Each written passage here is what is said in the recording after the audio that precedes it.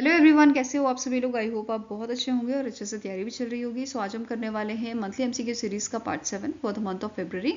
अगर आपने इसका प्रीवियस पार्ट नहीं देखा है तो आई बटन पे आपको जो है इसका प्रीवियस पार्ट का लिंक मिल जाएगा। एंड इस लेक्चर के पीडीएफ अगर आप चाहते हैं तो वो आपको मिलेगा हमारे टेलीग्राम चैनल पे, जिसका लिंक मैंने डिस्क्रिप्शन बॉक्स में ऐड किया हुआ है। कहाँ पे मिलेगा आपको? डिस्क्रिप्शन बॉक्स में। ओके, तो जल्दी से स्टार्ट करेंगे आज का सेशन। फर्स्ट आपका क्वेश्चन है, which state government has approved the Antyodaya Griha Yojana to provide pucca houses to the beneficiaries belonging to a weaker section. तो वीकर सेक्शन को पक्का हाउस प्रोवाइड करने के लिए एक योजना आपकी लाई गई है, अंत्योदय गृह योजना। और ये योजना कौन सा स्टेट गवर्नमेंट लाया है? तो उड़ीसा। ठीक है, आंसर आपका यहाँ पे है option number D. Total outlay जो यहाँ पे दिया गया है इसके लिए इट इज योर 7,550 करोड़।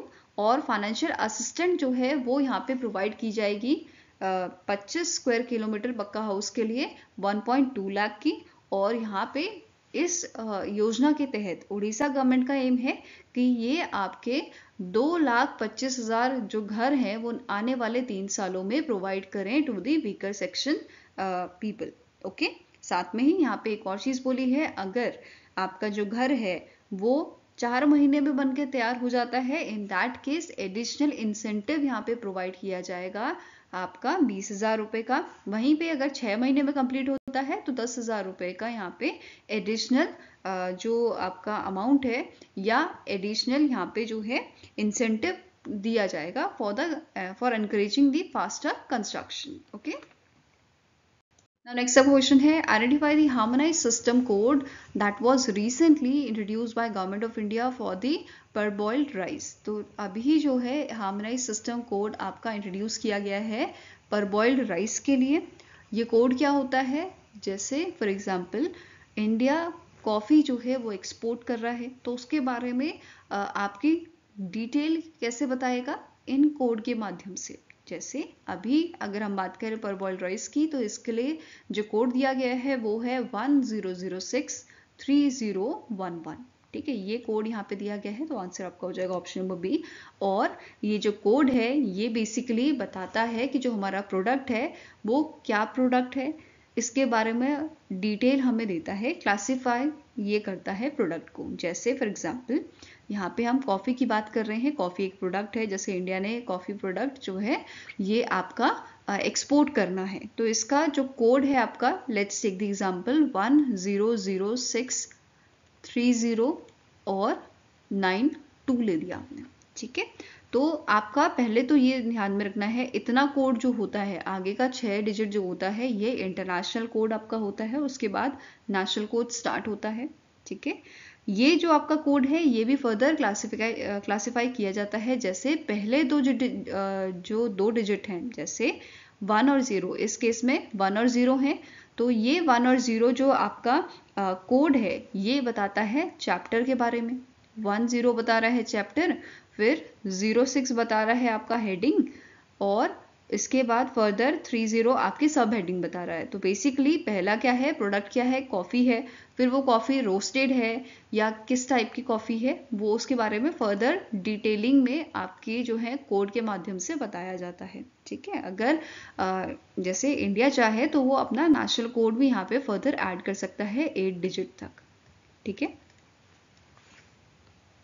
इसके अलावा एक और चीज़ कि परबॉइल्ड राइस के साथ साथ वाइट राइस का भी यहाँ पे जो है हार्मोनाइज सिस्टम कोड दिया गया था, विच इज 10063091। ये था आपका वाइट राइस का।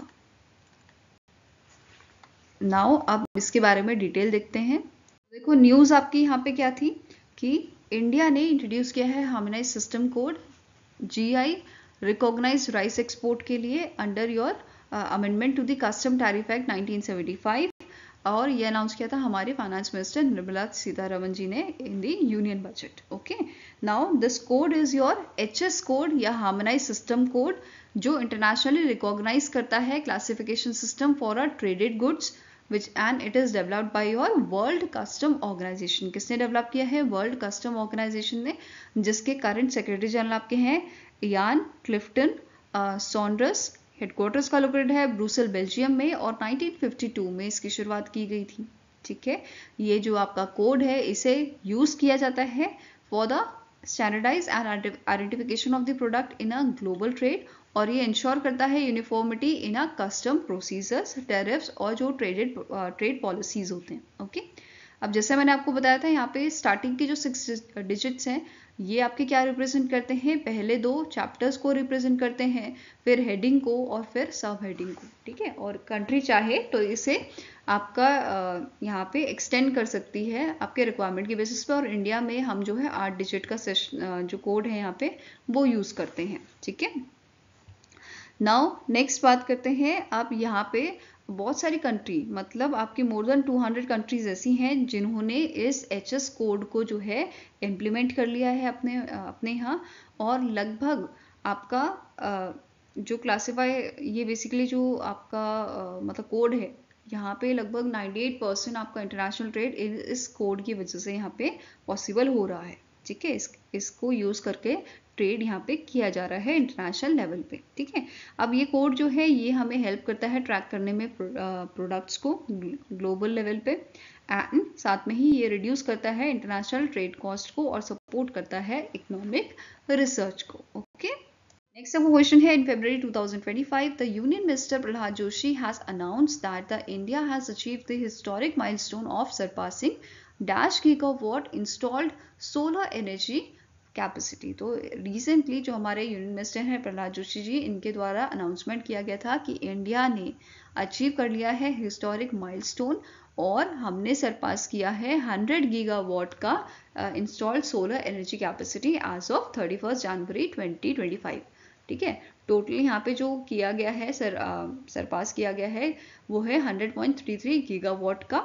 ठीक है, साथ में ही यहाँ पे एक क्वेश्चन बन सकता है टारगेट के ऊपर, कि हमारा टारगेट है कि हमें 500 gigawatt of non fossil fuel based energy capacity हमें इंस्टॉल करनी है, कब तक, 2030 तक। ओके, नेक्स्ट आपका क्वेश्चन है, which country along with India participated in the joint military exercise जिसका नाम है साइक्लोन 2024, और ये आपकी महारंजन फील्ड रेंज में आपकी हुई थी राजस्थान में। ठीक है, तो आंसर आपका हो जाएगा इंडिया के साथ साथ इसमें पार्टिसिपेट किया था इजिप्ट ने, और 14 दिन की आपकी एक्सरसाइज थी जो 10 फरवरी को शुरू हुई थी और 23 फरवरी तक ये आपकी चली थी। ठीक है, नाउ अगर पूछा जाए कौन सा एडिशन था, तो it was your 3rd addition. ठीक है, कौन सा एडिशन था, 3rd एडिशन था। पहला एडिशन आपका 2023 में हुआ था, मतलब इसकी जो शुरुआत हुई थी वो आपकी 2023 में हुई थी फर्स्ट एडिशन की। फाइन, इस एक्सरसाइज का मेन एम क्या है कि दोनों जो आपकी कंट्रीज हैं उनके बीच में, दोनों कंट्रीज की आर्मीज के बीच में जो आपका कोऑर्डिनेशन है, कोऑपरेशन है, वो अच्छा हो, वो इम्प्रूव हो। Okay, so answer here is option number C, और इसका मोटो क्या था, together we train together we excel is the motto of this exercise cyclone 2025। ठीक है, नाउ इजिप्ट की बात करें तो इसके प्रेसिडेंट कौन है, अब्दुल फतेह सईद हुसैन खलील अल सीसी, कैपिटल इसकी है आपकी कैरियो, एंड इसकी करेंसी क्या है, इजिप्टियन पाउंड। नेक्स्ट क्वेश्चन है, the ministry of agriculture and farmers welfare has revised guidelines for the market intervention scheme, which among the following option is correct with respect to the new guidelines for MIS। तो MIS क्या है, एक आपकी scheme है market intervention scheme. ये scheme आपकी basically support करती है ऐसी क्रॉप को जो जल्दी खराब हो जाती है, जैसे फ्रूट्स हो गए या कुछ वेजिटेबल्स ऐसे होते हैं जो जल्दी खराब हो जाते हैं और जिन्हें आपका MSP में कवर नहीं किया गया है। तो ऐसी चीज़ के लिए आपके मार्केट इंटरवेंशन स्कीम लाई गई थी, ताकि अगर प्राइस ड्रॉप हो तो इनका जो एक्सेस प्रोडक्शन हो जाता है, ठीक है, तो इस सिचुएशन को हैंडल करने के लिए, इस सिचुएशन को आपका जो है कंट्रोल करने के लिए ये मार्केट इंटरवेंशन स्कीम लाई गई थी, और इसमें अभी रिसेंटली कुछ चेंजेस किए गए हैं, कुछ गाइडलाइंस रिवाइज की गई हैं, उसके बारे में ही आपका क्वेश्चन है। तो पहला ऑप्शन क्या बोल रहा है, as per the new guideline जो मार्केट इंटरवेंशन स्कीम है, it has made a component of a integrated scheme of Pradhan Mantri Annadata Aay Sanrakshan Abhiyan, that is कि PM आशा स्कीम का एक कंपोनेंट इसे बना दिया गया है। दूसरा है MIS is activated only if the market price fall bye at least 10% from the previous normal year. Next statement है इस नेक्स्ट आपका है जो कवरेज है, आपका कवरेज लिमिट है प्रोक्योरमेंट की, वो भी आपके यहाँ पे बढ़ा दी गई है, 20 से 25% इसे कर दिया गया है over total production. Next option बोल रहा है instead of a physical procurement, जो स्टेट है that they can transfer the price difference between the market intervention price and the selling price directly to the farmers account.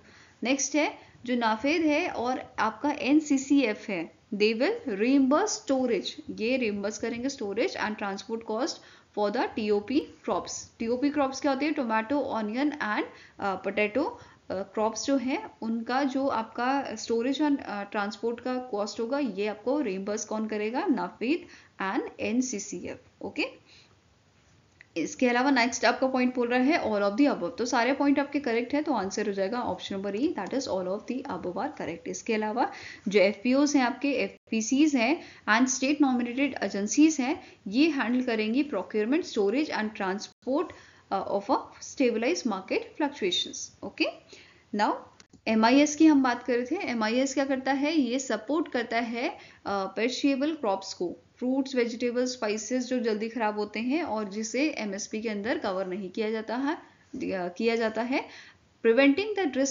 Distress sales during the price drop and excess production. Next point क्या बोल रहा है? जो scheme है इसे implement किसके द्वारा किया जाता है? Department of agriculture and corporation द्वारा।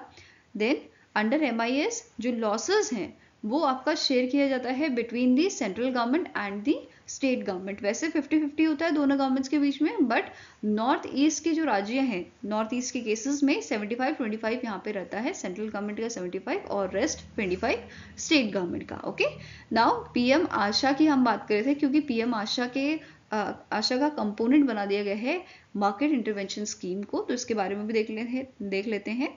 तो इसे 2018 में लॉन्च किया गया था और इसका एम क्या था लाने का? कि ये प्रोवाइड करे प्राइस अश्योरेंस पल्सेस के लिए, ऑयल सीड्स के लिए एंड कॉपरा के लिए, ensuring financial stability for the farmers. इसके अलावा 2024 में गवर्नमेंट ऑफ इंडिया ने एक्सटेंड किया था आपका PM आशा स्कीम को अंटिल 2025-2026 और एलोकेशन इसके लिए दिया गया था आपका 35,000 करोड़ का। ओके, नेक्स्ट आपका क्वेश्चन है which state government has introduced the Maitri 2.0 portal to simplify the investment process. तो इनमें से कौन सा स्टेट है जिसने रिसेंटली इंट्रोड्यूस किया है मैत्री 2.0 पोर्टल को? तो आंसर आपका हो जाएगा, it is option number A, that is Maharashtra ने इंट्रोड्यूस किया है इस पोर्टल को, ताकि जो इन्वेस्टमेंट प्रोसेस है वो सिंप्लीफाई किया जा सके। एंड साथ में ही आपको ये भी नोट करना है, कुछ टाइम पहले ही अगर आपको याद हो हमने ये भी कवर किया था कि महाराष्ट्र ने बेसिकली 61 MOUs आपके साइन किए थे, विच इज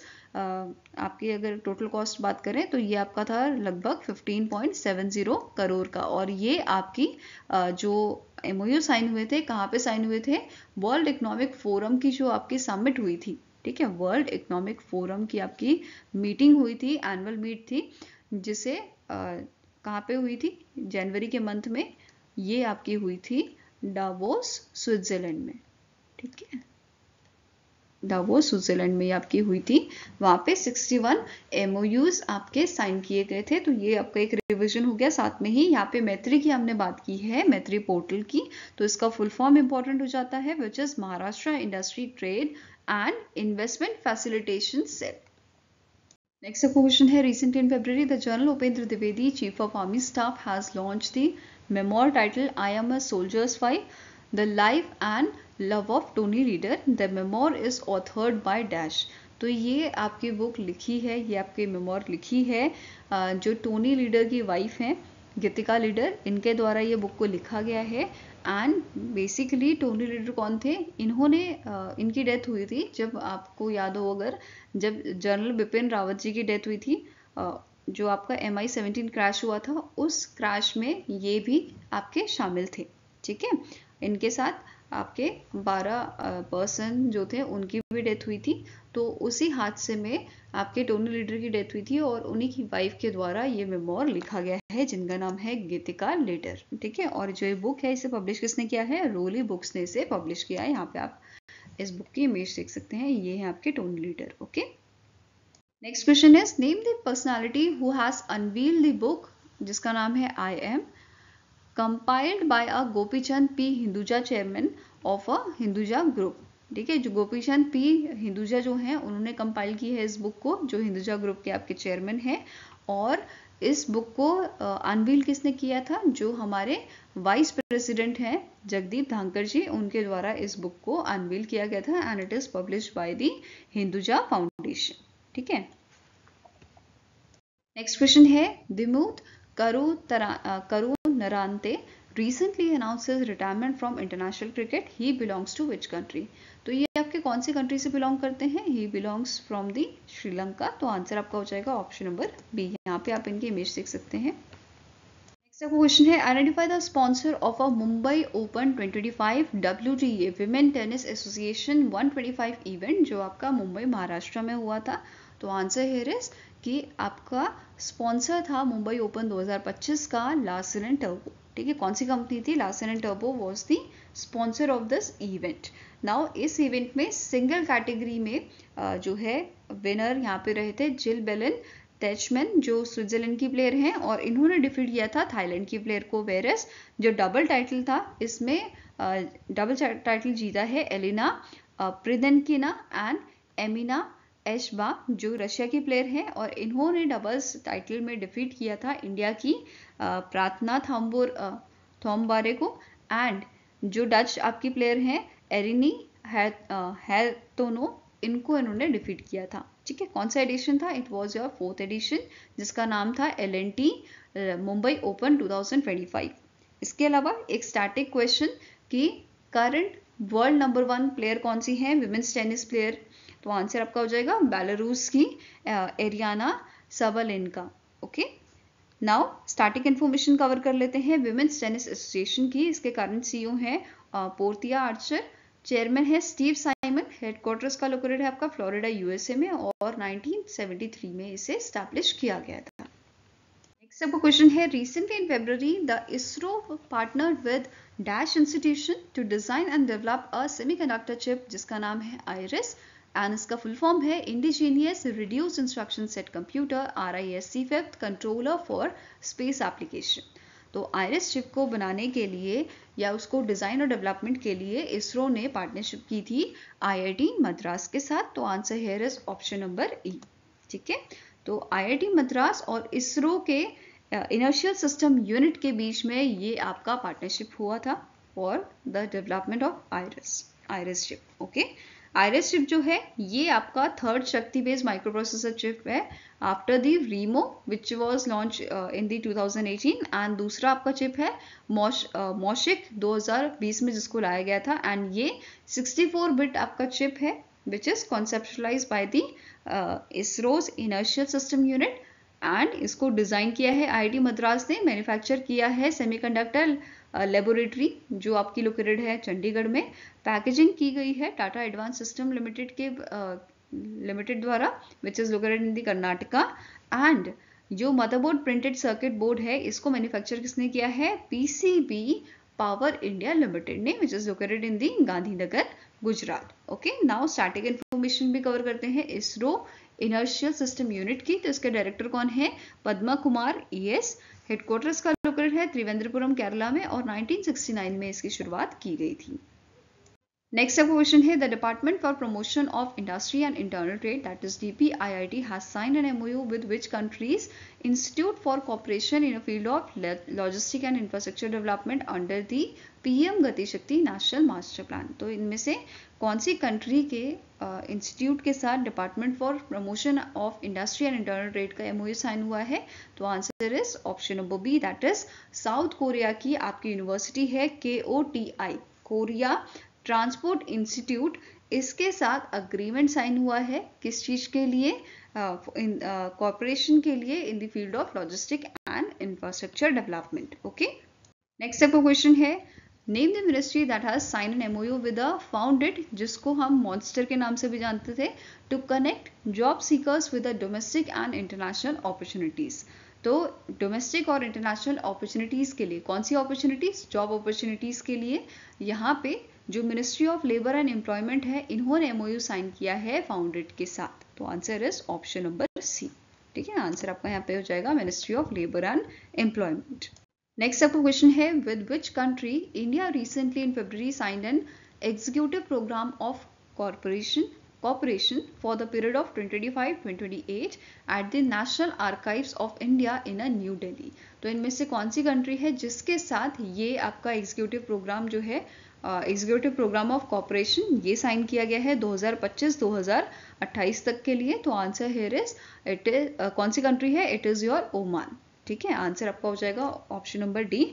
और इंडिया और ओमान के बीच में कल्चरल एंड हिस्टोरिकल टाइज को जो है मजबूत करने के लिए ये आपका जो प्रोग्राम है वो साइन किया गया है। और इंडिया की तरफ से नेशनल आर्काइव ऑफ इंडिया जो है, इनका अग्रीमेंट साइन हुआ है किसके साथ, Muscat based national record and archive authority के साथ, जो आपकी ओमान की अथॉरिटी है, इनके बीच में ये आपका प्रोग्राम साइन किया गया है। और सिग्नेटरीज कौन थे, इंडिया की तरफ से अरुण सिंघल जो डायरेक्टर जनरल है आपके नेशनल आर्काइव ऑफ इंडिया के, एंड दूसरी तरफ आपके थे डॉक्टर हामिद बिन मोहम्मद अल दवानी जो चेयरमैन है आपके NRAA के।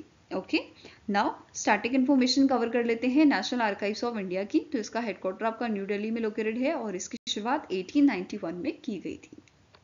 नेक्स्ट क्वेश्चन है, the union minister doctor Jitendra Singh has launch India's first indigenous automated biomedical waste treatment plant named Srjanam at dash.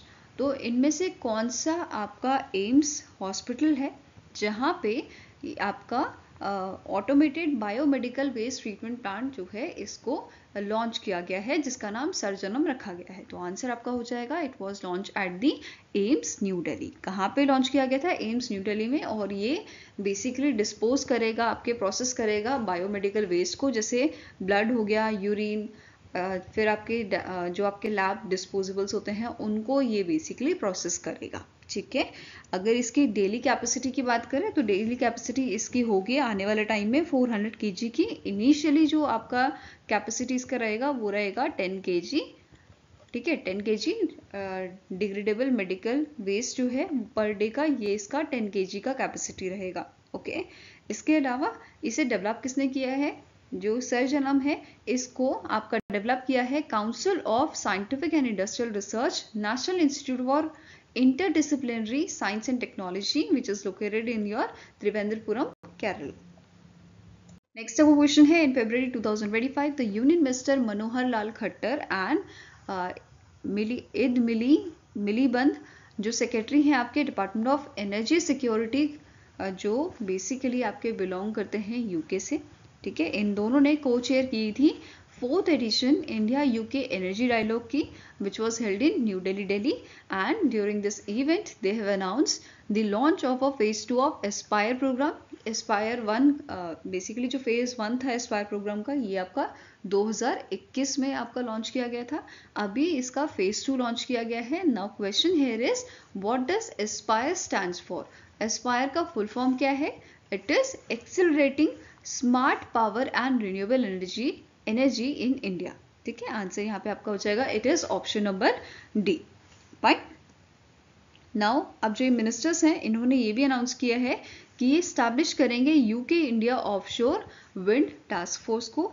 And one more thing, जो आपके नेक्स्ट डायलॉग होगा, जो 5th एडिशन होगा इंडिया यूके एनर्जी डायलॉग का, ये आपका 2026 में होगा। ओके, नेक्स्ट आपका क्वेश्चन है, identify the theme of a BIMSTEC youth summit which was held in Gandhinagar, Gujarat.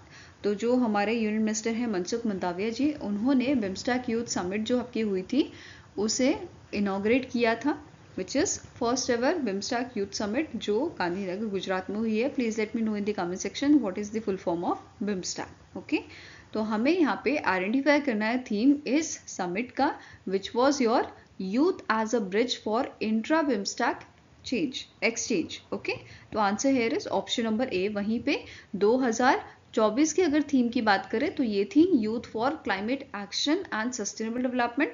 2023 की थी आपकी youth in building bridges for peace and development in a BIMSTEC region. Then 2022 की the role of youth in promoting regional connectivity and integration. 2000 आपका 21 का theme क्या था? Harnessing the potential of youth in digital transformation. तो ये बाकी सारी आपकी जो बिम्स्टैक समिट हुई थी उनकी थीम थी, ठीक है। ये वाली किसकी थी? आपकी बिम्स्टैक यूथ समिट की, और ये समिट आपकी 7 से 11 फरवरी तक चली थी, ओके। इसके अलावा एक और चीज़ कि जो ये समिट थी वो ऑर्गेनाइज किसने की थी? Ministry of youth affairs and sports along with the ministry of external affairs and confederation of Indian industry, जो न्यू दिल्ली बेस्ड आपकी CII यूथ इंडियंस है, इन्होंने यहाँ पे इसे ऑर्गेनाइज किया था as a knowledge partner, okay. Next आपका क्वेश्चन है, recently in February the government of India has approved the extension of time period for a procurement of groundnut in Karnataka by how many days. तो जो procurement है ये आपका extension किया गया है फॉर द 25 डेज। तो answer here is option number C. इसके अलावा अगर हम बात करें गुजरात की, तो गुजरात में प्रोक्योरमेंट जो आपका दिया गया है ग्राउंडनट के लिए ये है 6 डेज का। वहीं पे सोयाबीन प्रोक्योरमेंट के लिए एक्सटेंशन दिया गया है महाराष्ट्र को 24 डेज का, ओके। अगर हम अदर स्टेट्स की बात करें, कौन कौन से स्टेट में ये प्रोक्योरमेंट दिया गया है फॉर द सोयाबीन, तो इसमें आपका गुजरात आ जाता है, Karnataka, Madhya Pradesh, Maharashtra, Rajasthan and Telangana for the kharif crop 2024-2025 के लिए। वहीं पे ग्राउंडनट की अगर बात करें तो इसमें आपके कौन कौन से स्टेट कवर किए गए हैं कि जिनको प्रोक्योरमेंट दिया गया है for the groundnut? It is Andhra Pradesh, Chhattisgarh, Haryana, Gujarat, Karnataka, Uttar Pradesh, Rajasthan for the kharif 2024-25 के लिए, ओके। इसके अलावा यहाँ पे क्या बोला है गवर्नमेंट ने कि इन्होंने जो है परमिशन दी है, परमिट किया है प्रोक्योरमेंट और किन चीज़ों का? तूर दाल का, उड़द दाल का और मसर दाल का, ठीक है। नेक्स्ट आपका क्वेश्चन है, in February 2025 the SEBI has launch the platform जिसका नाम है MITRA to help investor in tracing inactive mutual fund folios. What does MITRA stands for? तो रिसेंटली सेबी ने आपका डिजिटल प्लेटफॉर्म लॉन्च किया है जिसका नाम है मित्र, और इसका काम क्या रहेगा? ये असिस्टेंट प्रोवाइड करेगा इन ट्रेसिंग इनएक्टिव और unclaimed mutual fund folios, okay. अब जो मित्र है इसका फुल फॉर्म है mutual fund investment tracing and retrieval assistant, okay. Answer here is option number D. काम क्या है ये समझ आया? इसको डिज़ाइन किया गया है ताकि इन्वेस्टर को हेल्प मिल सके in tracing and in reclaiming their inactive और unclaimed mutual fund folios, okay. Now SEBI ने यहाँ पे क्या बोला है? एज पर दी सेबी सर्कुलर जो प्लेटफॉर्म है ये असिस्ट करेगा investments that may have forgotten, lost or left unclaimed due to outdated KYC details, ठीक है। अब ये जो आपका डिजिटल प्लेटफॉर्म है मित्र, इसको डेवलप किसने किया है? इसको डेवलप किया है रजिस्टर एंड ट्रांसफर एजेंट ने, RTAs जो हैं उनके द्वारा इसको डेवलप किया गया है। RTAs क्या होते हैं? ऐसी फर्म्स होती हैं, ऐसी प्राइवेट ऑर्गेनाइजेशन होती हैं जो इन्वेस्टर है उसके म्यूचुअल फंड ट्रांजैक्शंस का ट्रैक रखता है, ठीक है। अब यहाँ पे इसे होस्ट किसने किया है? मित्र प्लेटफॉर्म को होस्ट किया है 2 क्वालिफाइड RTAs ने, which is computer age management service limited and दूसरा है केफिन टेक्नोलॉजी लिमिटेड। इनके द्वारा इसको होस्ट किया गया है। एंड अब बात करते हैं अदर की पॉइंट्स की, जैसे अब यहाँ पे बेनिफिट्स क्या हैं आपके मित्र प्लेटफॉर्म के। तो पहला बेनिफिट क्या है कि ये अपडेट करेगा आपके KYC as per the latest norm. दूसरा है ये रिड्यूस करेगा number of unclaimed mutual fund folios को। तीसरा क्या है? ये रिड्यूस करेगा फ्रॉड रिस्क को which are related to your unclaimed और inactive mutual fund folios. Fine. साथ में ही नोट करना है रिसेंटली सेबी ने मैंडेट किया है, ठीक है, सेबी ने मैंडेट किया है किस चीज़ के लिए? Regarding the SEBI registered broker कि वो सेटअप करे एक separate business unit so that they can trade in a government securities through the negotiated dealing system order matching, that is NDSOM, okay. Next up question है, recently in February the SIDBI has signed a $100 million credit facility agreement to enhance green finance solution for India's MSME with which organization? तो सिडबी ने recently जो है French development agency के साथ एक agreement sign किया है, कितने अमाउंट का, $100 मिलियन का, ताकि यहाँ पे ये आपका ग्रीन फाइनेंस सॉल्यूशंस जो हैं उनको और बढ़ा सके इंडिया के MSMEs में। ठीक है, तो आंसर आपका यहाँ पे हो जाएगा, it is option number B. Now static information cover करेंगे। सिडबी का हेडक्वार्टर आपका लोकेटेड है लखनऊ उत्तर प्रदेश में। 1990 में इसे स्टैब्लिश किया गया था और करंट CMD इसके हैं मनोज मित्तल। नेक्स्ट बात करेंगे फ्रेंच डेवलपमेंट एजेंसी की, तो इसके करंट CEO हैं आपके रेमी रियोक्स। हेडक्वार्टर्स का लोकेटेड है आपका पेरिस फ्रांस में और 1941 में इसे स्टैब्लिश किया गया था। Next is name the bank that has recently in February launched the first of its kind feature allowing customers to open FDs with its mobile application। तो recently एक्सिस बैंक ने क्या किया है, इन्होंने एक फीचर लॉन्च किया है अपना, जिसके तहत अगर आपका अकाउंट किसी एक्सिस बैंक के अलावा दूसरे बैंक में है, इन दैट केस आपका जो FD है वो भी आप उस फंड से क्रिएट कर सकते हैं।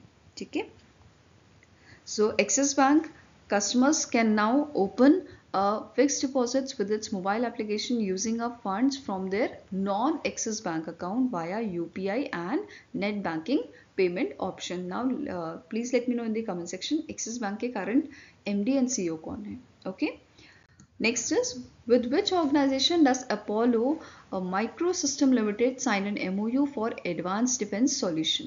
तो इनमें से कौन सी ऑर्गेनाइजेशन है जिसके साथ एक MOU साइन हुआ है अपोलो माइक्रोसिस्टम लिमिटेड का, ताकि एडवांस्ड डिफेंस सॉल्यूशंस जो हैं उनको आपका अपनाया जा सके। ठीक है, तो आंसर आपका हो जाएगा that is munition India limited के साथ ये MOU इन्होंने साइन किया है। इसके अलावा एक और MOU अपोलो माइक्रोसिस्टम लिमिटेड ने साइन किया है with the Kanpur based Troop Comfort limited.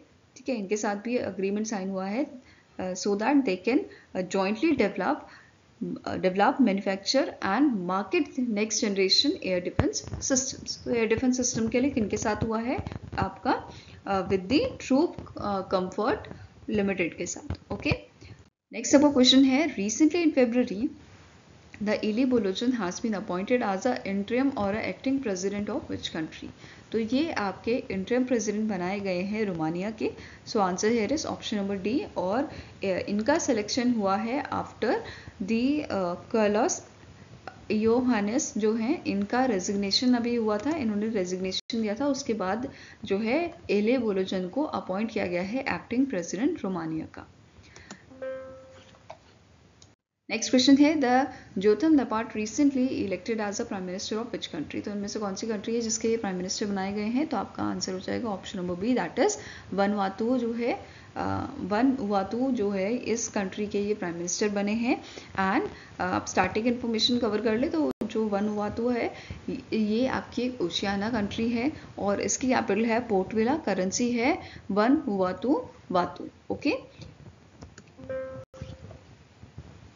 Next आपका क्वेश्चन है name the organisation that has sign an agreement with Chenab valley power project limited to provide a term loan of ₹2,0147.51 crore for the development and construction of a Pakal Dul hydro electric power project in Jammu and Kashmir. तो recently इनमें से कौन सी organisation है जिसने agreement sign किया है Chenab valley power project limited के साथ फॉर द प्रोजेक्ट पकल दुल हाइड्रो इलेक्ट्रिक प्रोजेक्ट जो आपका जम्मू एंड कश्मीर में लोकेटेड है। तो आंसर आपका हो जाएगा दैट इज ये अग्रीमेंट साइन किया है REC लिमिटेड ने with Chenab valley power project limited. Okay, now signatories कौन थे यहाँ पे, रमेश मुखिया जो आपके MD हैं CVPPL के, एंड भूपेश चंदोलिया जो आपके चीफ प्रोजेक्ट मैनेजर हैं REC लिमिटेड के। ओके, ये प्रोजेक्ट जो है ये आपका मरुसुदर रिवर जो है उस पर बनाया जाएगा जो किश्तवाड़ जम्मू एंड कश्मीर में लोकेटेड है, और इस प्रोजेक्ट की कैपेसिटी आपकी रहेगी 1000 मेगावाट की, एंड टोटल एस्टिमेटेड कॉस्ट है इस प्रोजेक्ट का 12,669.67 करोड़ का। ओके, नाउ अब कुछ आपकी न्यूज़ कवर कर लेते हैं। जैसे रिसेंटली केरला ने अपना स्टेट बजट जो है वो रिलीज़ किया था। यहाँ के फाइनेंस मिनिस्टर जो हैं KN बालागोपाल, इनके द्वारा ये बजट रिलीज़ किया गया था, जिसमें इन्होंने मेंशन किया था अबाउट रेवेन्यू रिसिप्ट, ऐसी इनकम जो आपकी गवर्नमेंट को डे टू डे एक्टिविटीज से मिलती है, विच इज़ 1,52,352 करोड़। वहीं पे एक्सपेंडिचर की अगर हम बात करें तो ये आपका था 1,79,476 करोड़ का। अब यहाँ पे इनके जो बजट था, इस बजट में इन्होंने 750 करोड़ का एलोकेशन दिया है डिजास्टर रिलीफ एंड रिहैबिलिटेशन के लिए।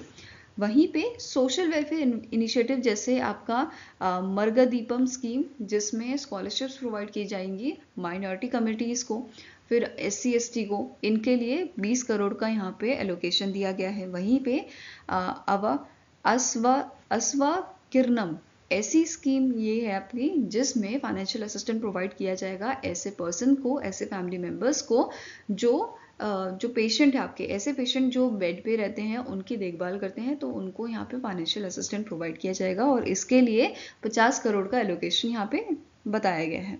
देन एग्रीकल्चर सेक्टर के लिए इन्होंने 727.40 करोड़ का एलोकेशन रखा है। वहीं पे एजुकेशन सेक्टर के लिए 2,391.13 करोड़ का एलोकेशन रखा है। ओके, नेक्स्ट है वेस्ट बंगाल ने भी अपना बजट अभी रिलीज किया था। इस यहाँ के जो फाइनेंस मिनिस्टर हैं चंद्रिमा भट्टाचार्य, उनके द्वारा ये रिलीज किया गया था और टोटल अमाउंट यहाँ पे 3.89 लाख करोड़ का बताया गया है। इसके अलावा यहाँ पे इसमें जो इम्पोर्टेंट पॉइंट्स थे आपके, जैसे 4% इंक्रीज इन्होंने बोला है फॉर द डियरेंस अलाउंस, इन्होंने 4% इंक्रीज किया है for the government employees and the pensioners, जो टोटल अब 18% ये प्रोवाइड करेंगे फ्रॉम द 1 अप्रैल 2025। ओके, इसके अलावा जो बांग्लार बारी हाउसिंग प्रोजेक्ट था, इसके लिए इन्होंने 9,600 करोड़ का एलोकेशन दिया है, जहाँ पे न्यू हाउसेस जो हैं वो कंस्ट्रक्ट किए जाएंगे। 16 लाख नए घर यहाँ पे कंस्ट्रक्ट किए जाएंगे। ठीक है, नेक्स्ट है नाड़ी बंधन इनिशिएटिव, जिसमें 200 करोड़ का एलोकेशन यहाँ पे प्रोवाइड किया गया है, ताकि जो रिवर बैंक इरोजन है इसको प्रिवेंट किया जा सके। देन नेक्स्ट है घातल मास्टर प्लान, इसके लिए 1,500 करोड़ का एलोकेशन रखा गया है। इसमें क्या होगा, जो आपकी रिवर्स जो खराब हो रही है, जो डिग्रेड हो रही हैं, उसके प्रिवेंशन के लिए यहाँ पे काम किया जाएगा। इसके अलावा रूरल रोड्स के अपग्रेडेशन के लिए 1,500 करोड़ का एलोकेशन प्रोवाइड किया गया है। ओके, नेक्स्ट आपका बात करेंगे नेशनल इंटरनेशनल डेज या वीक की। तो पहला आपका है international day for prevention of violent extreme as and when conducive to terrorism. इसे 12 फरवरी को ऑब्जर्व किया गया था और इस बार 3rd एडिशन इसका ऑब्जर्व किया था हमने 2025 में। नेक्स्ट है नेशनल प्रोडक्टिविटी डे या national productivity council foundation day, ये ऑब्जर्व किया जाता है 12 फरवरी को। इस दिन आपका फाउंडेशन होता है national productivity council of India का। ठीक है, नाउ जो नेशनल प्रोडक्टिविटी डे है ये आपका पार्ट था नेशनल प्रोडक्टिविटी वीक का, जो 12 से 18 फरवरी को आपका ऑब्जर्व किया जाता है और इसका थीम था from ideas to impact protecting intellectual property for competitive startups. Okay, now starting information cover कर लेते हैं national productivity council of India की। तो इसके प्रेसिडेंट हैं पीयूष गोयल, जो हमारे यूनियन मिनिस्टर हैं। हेडक्वार्टर न्यू दिल्ली में लोकेटेड है और इसे 1958 में स्टैब्लिश किया गया था। नेक्स्ट है आपका इंटरनेशनल डार्विन डे। अब जो डार्विन डे है ये बेसिकली 12 फरवरी को हम ऑब्जर्व करते हैं, जिस दिन बर्थ एनिवर्सरी होती है चार्ल्स रॉबर्ट डार्विन की, जो एक जियोलॉजिस्ट एंड नेचुरलिस्ट थे, ब्रिटिश जियोलॉजिस्ट जो थे। Okay, next is world radio day, जो हम 13 फरवरी को ऑब्जर्व करते हैं और इस बार इसका 14th एडिशन ऑब्जर्व किया गया था एंड इट्स थीम वाज 2025 की थीम आपकी थी radio and climate change. Okay, वहीं पे अगर हम ब्रॉडकास्टिंग डे की बात करें तो नेशनल ब्रॉडकास्टिंग डे इंडिया में कब मनाया जाता है, 23 जुलाई को। ठीक है, 23 जुलाई को ये आपका ऑब्जर्व किया जाता है। वहीं नेक्स्ट आता है नेशनल वीमेंस डे।